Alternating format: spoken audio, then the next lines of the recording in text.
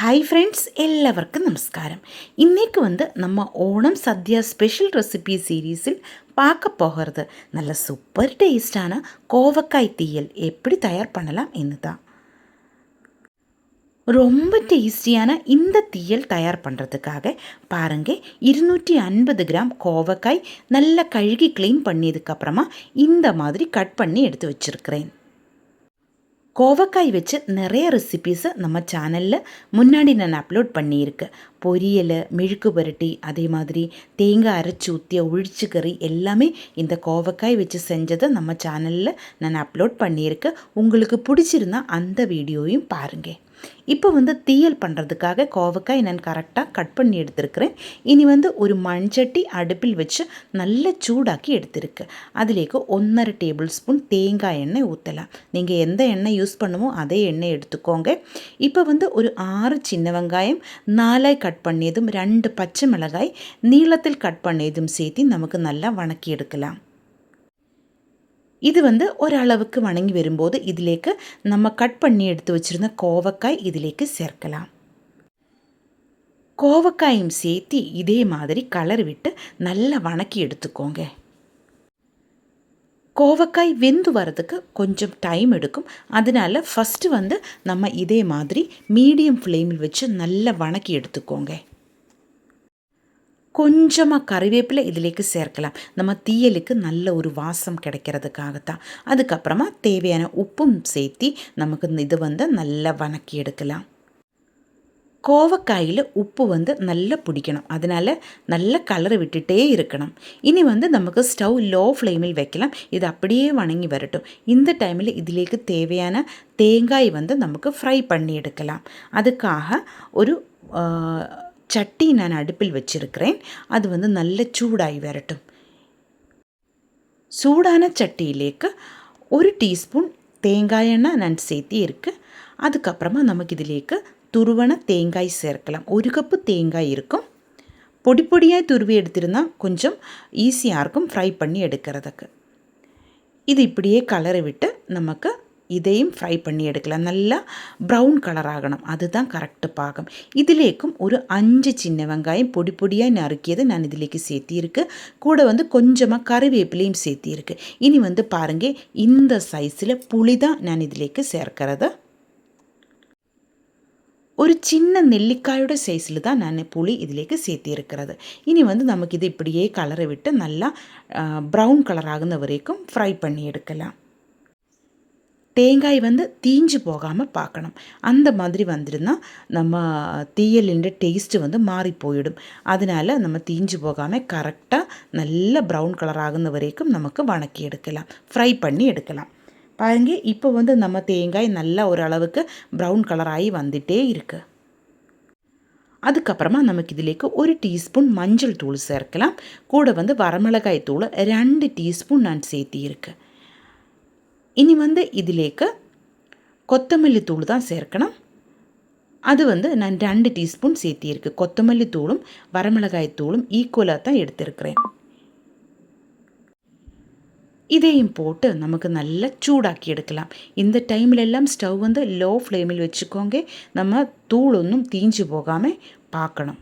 அதுக்காக இதே மாதிரி கலரை விட்டு எடுத்துகிட்டே இருக்கணும். இனி இது ஒரு மிக்சியோட ஜார்லேக்கு மாற்றலாம். இப்போ அரைச்செடுக்கக்கூடாது. இது நல்லா ஆறியதுக்கப்புறமா தான் நம்ம அரைச்செடுக்கணும். ஆனால் அரைச்செடுக்கும்போது இதிலேக்கு தண்ணி ஒன்றும் கொஞ்சம் கூட ஊற்றக்கூடாது.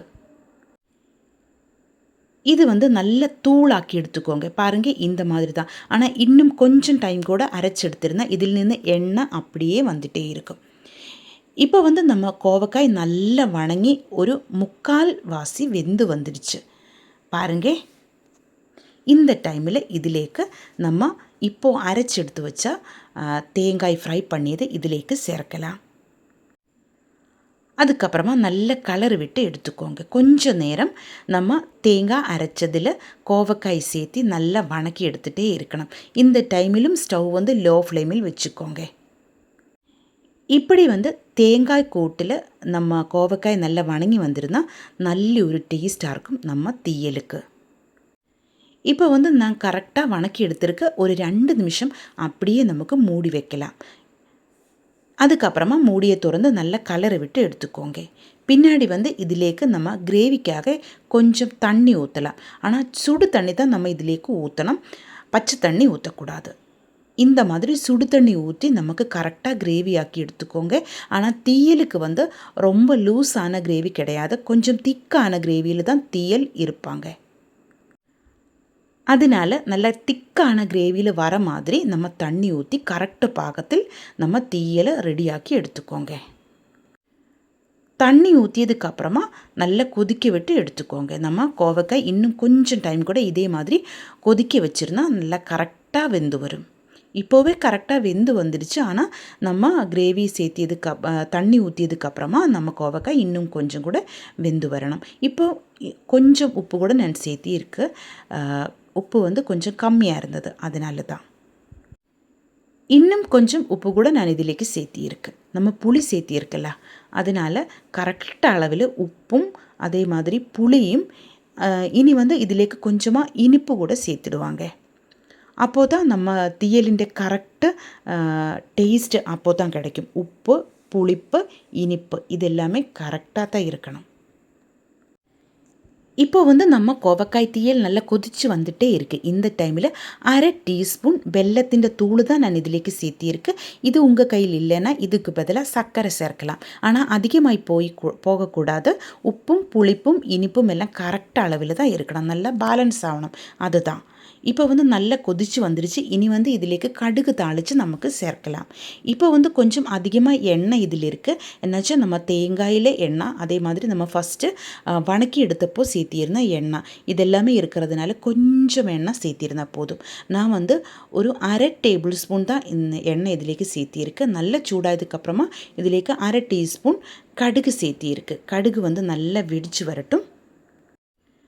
கடுகு வெடித்ததுக்கப்புறமா நமக்கு இதிலேக்கு வரமிளகாய் சேர்க்கலாம். அதுக்கப்புறமா இதிலேக்கு கறிவேப்பிலையும் சேர்க்கலாம். இது எல்லாமே சேர்த்தி நம்ம கடுகு தாளித்ததை நம்ம டேஸ்டியாகி செஞ்செடுத்த தீயலிலேக்கு சேர்த்தி ஒரு 2 நிமிஷம் அப்படியே மூடி வச்சுக்கோங்க. பின்னாடி நமக்கு நல்ல கலரை விட்டு எடுக்கலாம். நம்ம சூப்பர் டேஸ்டான ஓணம் சத்யா ஸ்பெஷல் தீயல் ரெடி ஆயிடுச்சு. சூடு சாப்பாடில் போட்டு இந்த தீயல் சாப்பிட்ருந்தா நல்லா சூப்பராக இருக்கும். இது மற்றும் போதும் நமக்கு ஒரு தட்டு சாப்பாடு அப்படியே சாப்பிடலாம், அவ்வளோ டேஸ்ட்டாக இருக்கும். கோவக்காய் வச்சு மட்டுமல்ல, நமக்கு இது வச்சு புடலங்காய் தீயல் செய்யலாம், சின்ன வெங்காயம் தீயல் செய்யலாம். இந்த மாதிரி எல்லா வெஜிடபிள்ஸும் வச்சு நமக்கு தீயல் செய்யலாம். கண்டிப்பாக நீங்கள் ட்ரை பண்ணி பாருங்கள். வீடியோ பிடிச்சிருந்தால் சேனலை சப்ஸ்கிரைப் பண்ணுங்கள், லைக் பண்ணுங்கள். கேரளா ரெசிபிஸ் பிடிக்கிற ஃப்ரெண்ட்ஸுக்கெல்லாம் வீடியோ ஷேர் பண்ணி கொடுங்க. உங்களுடைய ஃபீட்பேக்கு கமெண்டில் எழுதி போடுங்க.